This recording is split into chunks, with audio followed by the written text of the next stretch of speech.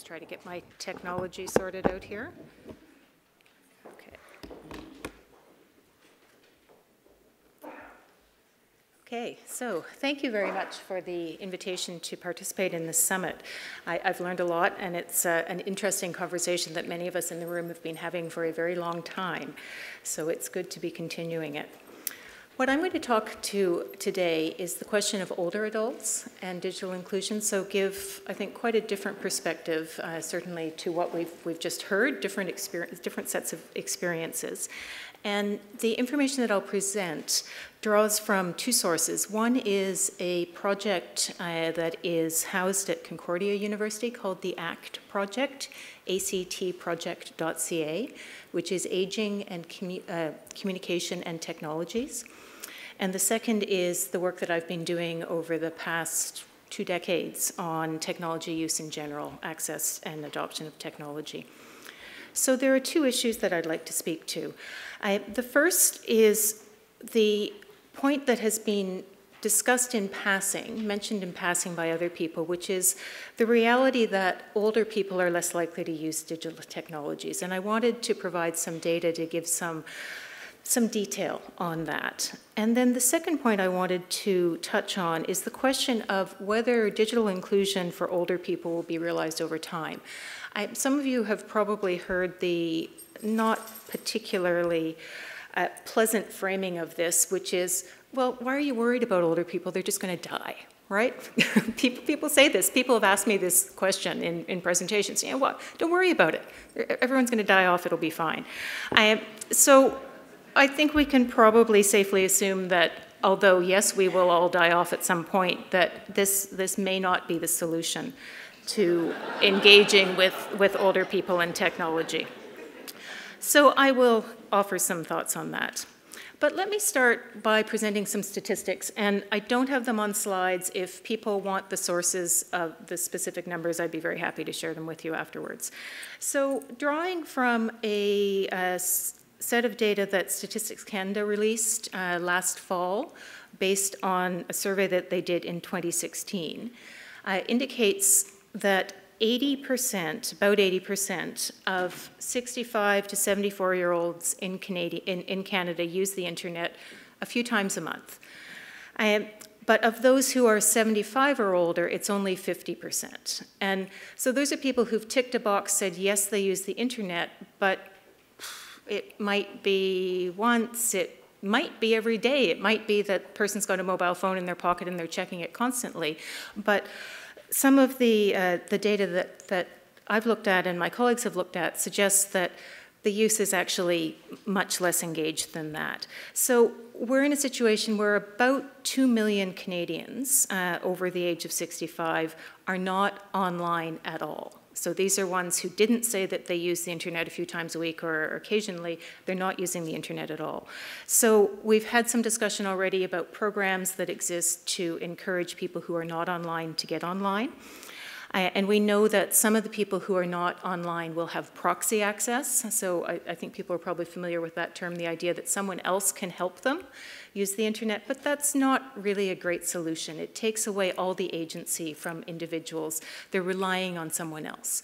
So ideally, we'd like to find ourselves in situations where people who want to make use of technology can do so. So let me share some data based on a survey that the ACT Project has done. I'll talk about the Canadian data, but it's actually a survey looking at 7 different countries, looking at people above 60. And so what we find there, consistent with what we see based on years and years of internet usage data, is that although in general adoption rates among seniors are lower, it's certainly influenced by education and income. So people who have higher education, people who have higher incomes are more likely to be intensive users of the internet, even if they are older. So simply saying that somebody is old, therefore they are not likely to be an engaged internet user is not going to be an accurate reflection. What we see looking at the Canadian data from our survey, so this was looking specifically at people who said yes, they use the internet, and in fact it was a survey done online. So They had to have internet skills to engage. Unlike the portrait we've heard of a young person engaging in social media and all kinds of quite active, ongoing, intense activities, the sorts of things that older people report they're doing online is emailing, reading news, about 50% are social networking, 40% playing games, and only about a third are actually doing online transactions, whether it's shopping or banking. So these are of people who said who are internet users. So we've already reduced the pool, recognizing there are lots of people who aren't, lots of older people who aren't internet users. Among those, only about a third are actually engaging in online transactions. So that's a point that we want to consider. I haven't mentioned any kind of entertainment usage. So when we asked people what they had done in the past day on their mobile device, only 1% said that they had watched television. So think about the experience of people in this room, think about your children, think about other people you know. Many, many people are watching television online, but not always older people. Looking at mobile device uptake overall, we didn't ask whether people had smartphones, we just asked about mobile phones. But StatsCan said that in their survey they found that only 18% of people who are over 75 have smartphones. So again, that's a small number. If you think about the number of smartphones in this room, there are probably several people in this room who have 2 smartphones with them, smartphones, tablets, laptops, and so on. That kind of engagement is not always present amongst older users.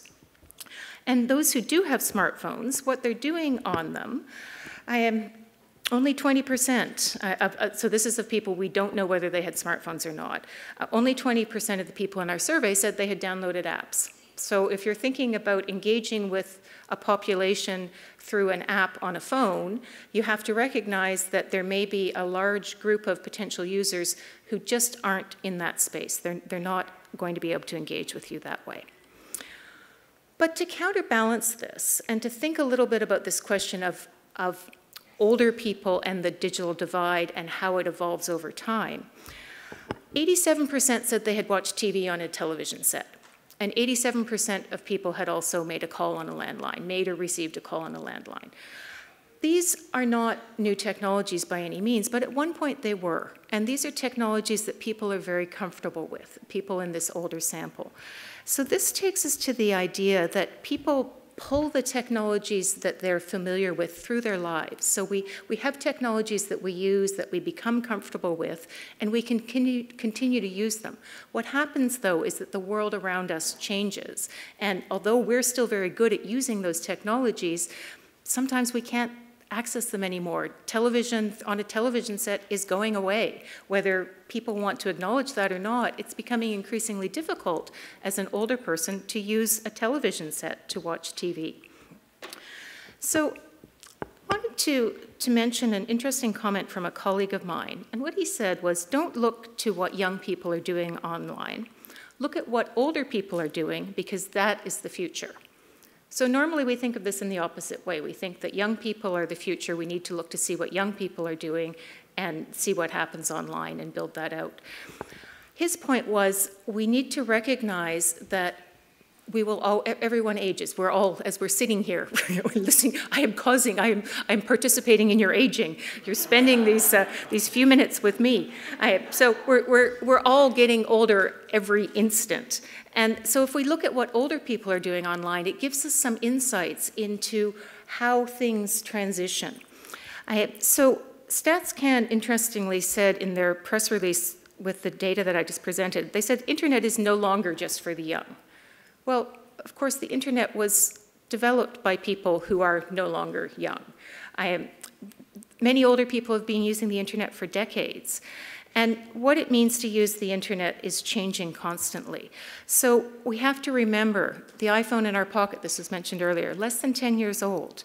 We haven't always had computers in our pockets. So we need to think about the needs of particular users. Really pleased to see that the Ontario Digital Service Standard, point number 1, recognize users, understand users and their needs. That's essential. But we also need to recognize that people hold on to technologies that they're comfortable with, and that technologies and practices have long lives.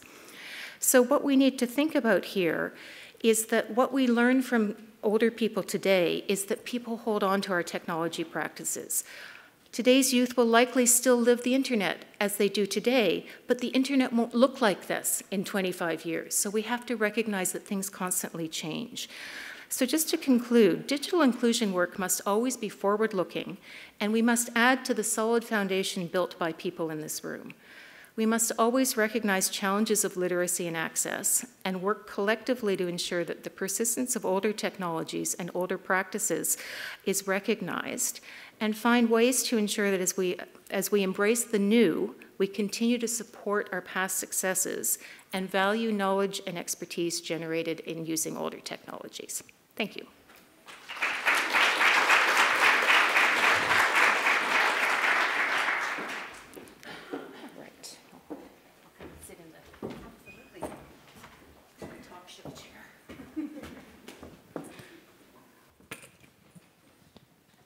We have lots of questions for you, Catherine.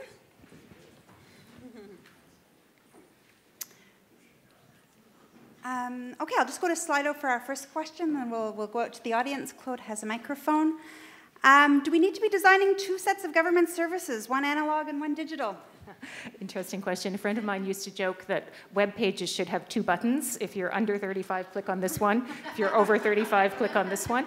I don't know that we need to be developing analog and digital, but I think we have to think about what the digital looks like. I'm not sure that there's just one digital. So what's simple, accessible, usable for one person is perhaps not for another person. That said, I think many older people are willing to use digital technologies, but it might be that it's web and browser-based rather than app-based. So not necessarily needing to be analog, but thinking carefully about what the digital really looks like. So exactly related to the over 35, we'll jump up a few more years, because all of the questions that are here, as you can see, are related to fears that older people might have, government and the impact on older Canadians, seniors who don't want to interact digitally with services that are marginalized or become completely disenfranchised. So if you could talk about that a bit more.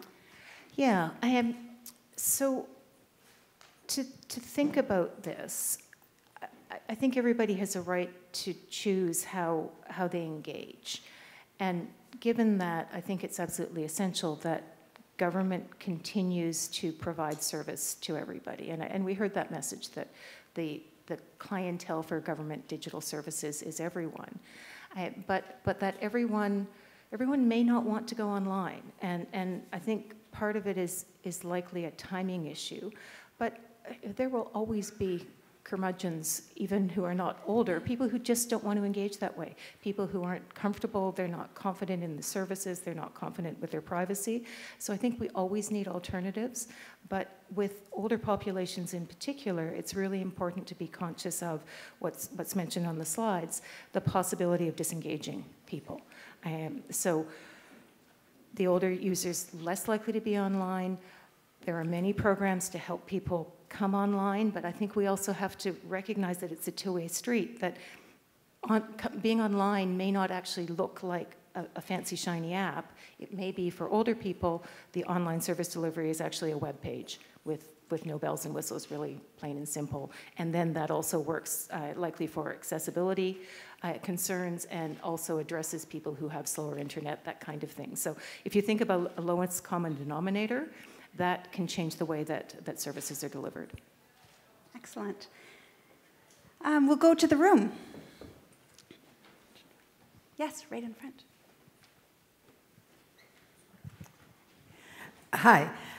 You're talking about, you were saying that seniors are more likely to use email. But I'm wondering how culture and socioeconomic factors affect that. Because I have many, many senior friends in Indigenous communities, and they call me, ancient, archaic, and everything because I use email. They're all texting.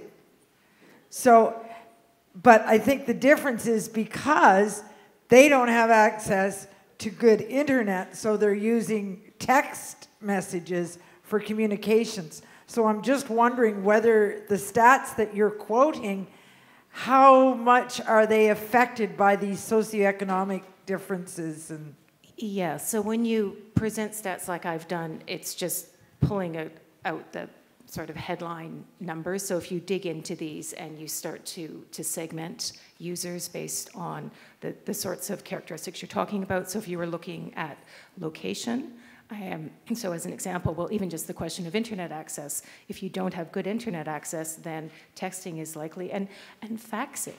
Remember the fax. People still fax in some communities because it works. That's how seniors first get connected. Yeah. Yeah. Exactly. And so I think it all speaks to the importance of understanding the user and recognizing that it's not, I think it's very difficult to develop one solution. I think that you really do need to have different entry points into a service for people with different backgrounds. And some questions here that overlap, again, regarding how do you overcome the no need, no benefit relevance barrier that seniors face? There's some sort of a reference to seniors using dating apps, which I find particularly amusing. Yeah. So how do you get over, so whether it's with kids helping teach seniors, or how can you get over some of those barriers? Okay, so I have no expertise in seniors using dating apps, so I'm not going to go there. But thinking in general, that issue of people who say that they don't need the internet. Of course, you have to take that at face value. If somebody says they're not interested, then okay, maybe they're not interested. But I think, Angela, you mentioned some of the work being done in the UK.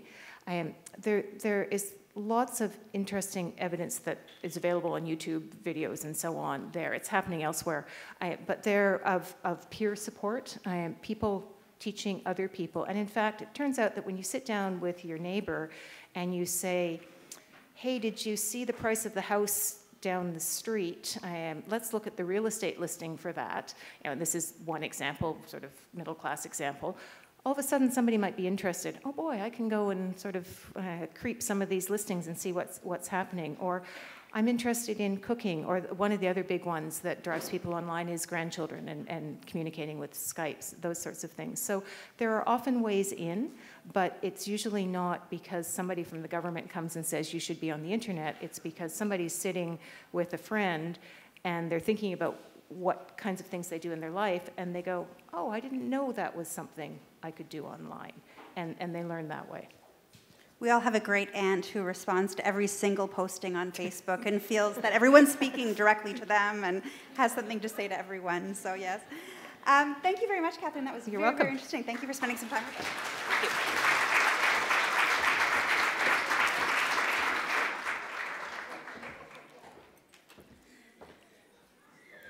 Now it's my pleasure to invite Carmen Ho and Elizabeth Glass from the Toronto Public Library.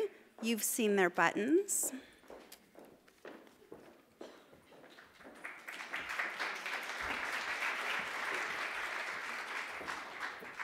Good afternoon. Carmen Ho and I are going to present the results of the Bridge Technology Assessment Toolkit, which was a pilot project that we led with 8 partner libraries in Ontario. But just before I start, I wanted to tell you a little bit about the library profession and what we're about. So librarians value diversity and inclusion. So when we think of developing services, we hope to develop services that are available to be used by the broadest section of the population, and that everyone that wants to use our service has the opportunity to do so. So our dream is that every child in Toronto would have a public library card, and every child in Ontario would have access to great library resources. Nazma was talking about the value of privacy. Privacy is a core value held by public libraries. We're very keen on informed consent and people understanding how their information is being used. And that's something that we work very hard to address through our technology access programs. And finally, the core mission of all public libraries has always been empowerment through information. And so our toolkit talks about how we're doing that in the digital age. So when Minister McMahon spoke this morning, she talked about everyone having a bold vision. And the vision of public libraries is that every Ontarian has convenient local access to the technology they want and need, and the comfort and confidence to use it, so they can access economic, educational, social, health, and civic opportunities to achieve prosperity, advancement, and overall well-being. What this doesn't mean, and Catherine was speaking about seniors using technology, but we also believe in an omni-channel user experience. So, for example, as people age, they may, for a period of time, be able to maintain independence by using our e-books and online resources. When it's more important or their needs change and they want a social connection, we hope that they would be able to use our home library service or come and engage in a book club or do whatever they want to do. So we think that technology is extremely important, but it's not the only aspect of our service. So here's a little bit of information about our sector. We say we're library people, but just to say that we have a lot of scale. Across Ontario, there are 310 public library systems, and these are in rural and urban, small, large, Indigenous communities across Ontario. And we have over 70 million in-person visits and over 20 million uses of Wi-Fi. So, you know, these are big numbers, but what does it look like? Well, every day, 50,000 people visit a public library branch in Toronto. And we have youth hubs, so annually about 45,000 kids come into our 100 branches after school. So we serve a lot of different kinds of people from all life experience, and we hope that we create a really welcoming and supportive environment for everyone. So as you know, our core value is that traditionally we have helped people share information and stories. And so there's some beautiful pictures here of people reading books and using our collections, which is still a core pillar of our service. But in the digital age, our business has been disrupted, and there are many opportunities for people to have a voice that did not have a voice through the traditional publishing system. And we believe technology access in public libraries is a way that people can have a voice to share stories and experience new things. We do believe that the foundation for success in the 21st century is increasingly being able to be online. And we also believe, and this is our value proposition, that no other public institution has the mandate and reach, physical and technical infrastructure, talent, and community presence to support digital inclusion and digital literacy for everyone. We offer a lot of courses, everything from Move That Mouse to advanced robotics and AI for creativity and innovation. We offer experiences where people can come together and collaborate and engage in self-directed learning. And we hope that we create opportunities for everyone.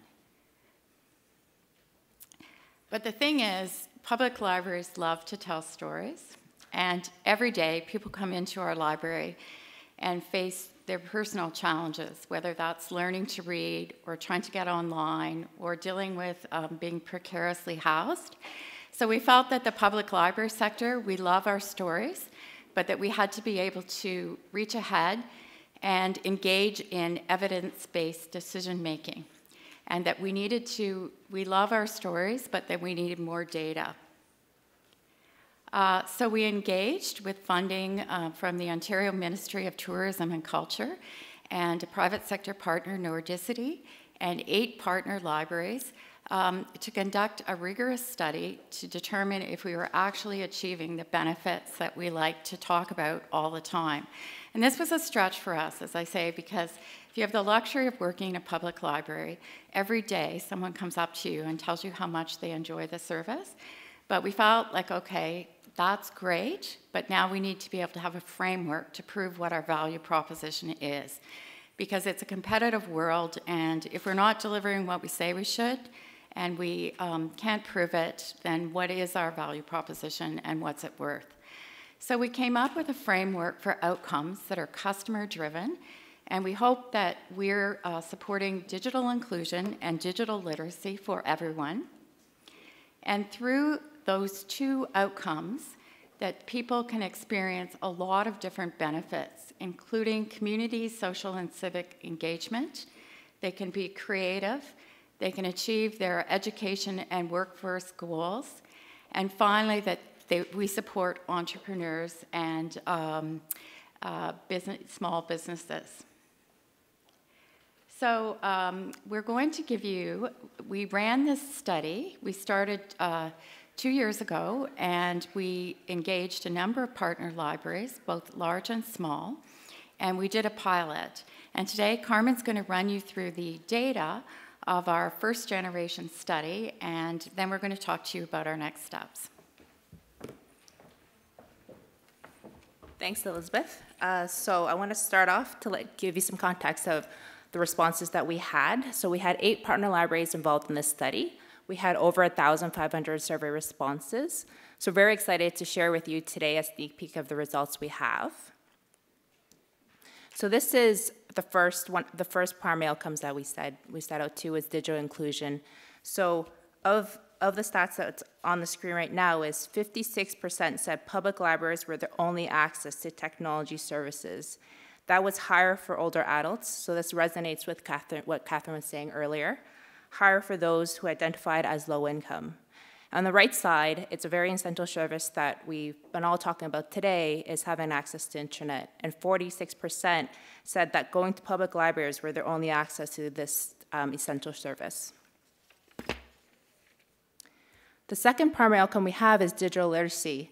So 44% were introduced to new technology at the public library, and a vast majority of them continue to use this new technology after they first got exposed in the public library. And it was higher for, again, older adults. On the right side is 84% said technology services at the library increased their digital comfort. And what that really speaks to earlier is talking about the staff that we have, the staff expertise we have at the library, and being able to provide the class support along also with the one-on-one support that we have available, from basic computer classes to 3D design. We have from the previous slides, over 150,000 classes just from last year across Ontario. The secondary outcome of community, social, and civic engagement outcomes, 81% indicated that technology services at the library increased the level of community engagement. And that the highest driver contributor to this is the current events and getting news from the internet. The other one is 81% increased their level of social engagement. So that notably is, of course, the patrons getting on to communicate with their family and friends. And this also speaks to addressing social isolation, as it is a health risk for seniors. And the last point we have is 34% access online government resources. And as Hillary pointed out earlier, thousands of people visit the Ontario government site to get resources from there. So this is one of our hypotheses that coming to the library, this would be maybe their only access to getting some of these resources. And this is one of the fun ones we have. As some of the pictures I've shown before, we do have digital innovation hubs at our libraries, and they include new and emerging technology. So respondents said 41% made creative products, and that includes multimedia and writing projects were the most common. And this really gives them the opportunity to share stories in a digital format and to really give people a voice. Entrepreneurship and business development outcomes. So 36% used for business-related activities. A vast majority are micro businesses, so that they may not have resources such as startups that we have. And the last secondary outcome is workforce development outcomes. It speaks to 64% use it for educational activities, and that's for people coming in to either do homework or completing their coursework. 45% developed employable skills, and that includes management skills, technical skills. On the right side is 36% developed job search skills, and what's interesting about that, that includes resume building, looking at job boards. Of that 36%, 43% was successful in finding a job. So I'll pass it back to Elizabeth to talk about the next steps of this project. So very quickly, our first identification is to roll this toolkit out to all public libraries in Ontario so that we can create benchmarks for technology access in rural, Indigenous, and urban libraries. We'd like more access, which means that we have to make sure that every community in Ontario offers broadband, really great broadband access. And finally, advocacy, which is not just our telling our story, but our listening to communities across Ontario and fulfilling our mandate to be responsive to changing community needs. So thank you very much.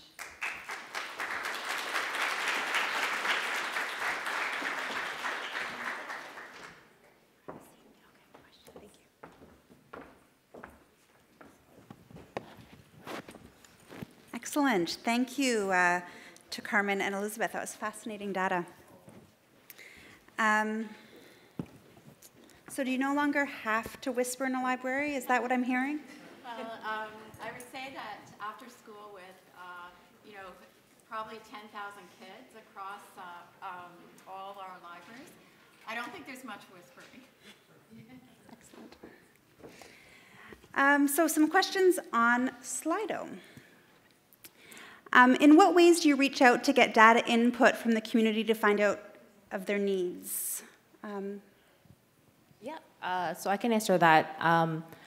We have in terms of what ways we reach out to get data input from community, we actually, a couple of years ago, we have started an open data portal on the Toronto Public Library website.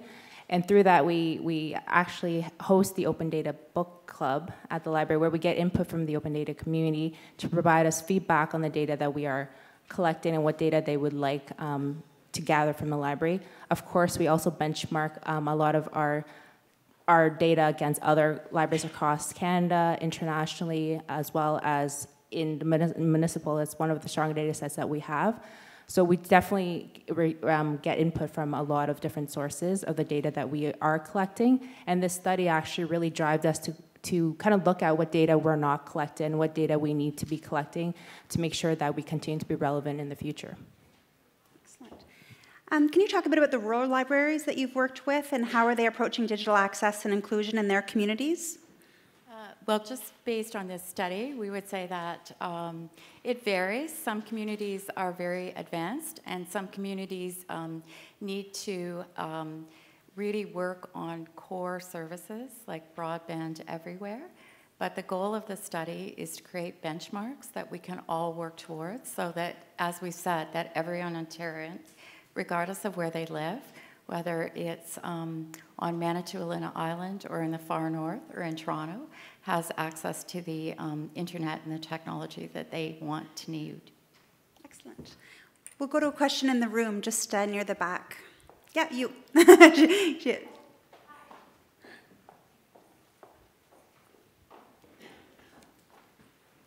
Hi, thanks very much. My name is Julie, and my question pertains to people who come to the library, use the online services, then need to print them out. Have you noticed any relationship between people who don't have printers at home and need to come to the library to print things out? In particular, I'm interested in your stat that says 34% accessed online government resources, and sometimes you also need to print those out, for instance, a temporary driver's license, and I'm wondering if you have any comment on the relationship of needing to print. Well, it's interesting. We just did a large study where we had interns go out and talk about what technology services people in Toronto wanted, and printing was a huge ask. We're looking at a new printing solution in Toronto, and yes, many, many people come to the public library to scan and print things, and we were just talking yesterday about innovative ways to make that affordable for kids and people across the city. So yes, like basic internet needs are very important, and scanning and printing is a core service that the public library offers. And then just to follow that, if they're scanning and printing, do you have privacy issues with the scanning and printing? We try to develop solutions where you use a card and that you have to, we have a new solution coming so that your printing will be released when you insert a card to protect people's privacy. But it is, privacy is a big issue that public libraries feel that people need a lot of education about in the online world. It is a huge, advantage to understand how your information is being collected and used. Excellent. One question down in front here.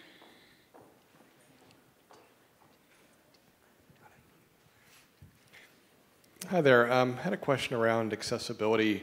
I know that the Toronto Public Library has some accessible equipment, JAWS scanners, and things like that. What's being done in other libraries, and also, is there any thought to really expanding that? I'm thinking about organizations such as the New York Public Library that are offering classes for blind people on actually being blind makers in the maker movement. So some pretty innovative, amazing stuff going on. So has there been any thought about expanding the digital services that you have? And also, is the digital services that you have in the current libraries being kept up to date? Because I think when I was in there a year or two ago, the versions of JAWS and stuff like that were quite out of date. Well, that question deserves a really good answer, and I cannot tell you right now what version of JAWS we're running, but I would be happy to have your input into that, and we can follow up with you. I don't know, the other question around innovative practices at the New York Public Library, as I say, I'm happy to connect with you afterwards and hear about what the possibilities would be. Sure. To add to that, part of our study, we are tracking the number of accessible technology that we have at all libraries, and we're hoping to definitely raise the bar in the amount of technology that we offer and the classes that we do deliver. Excellent. Please join me in thanking Carmen and Elizabeth.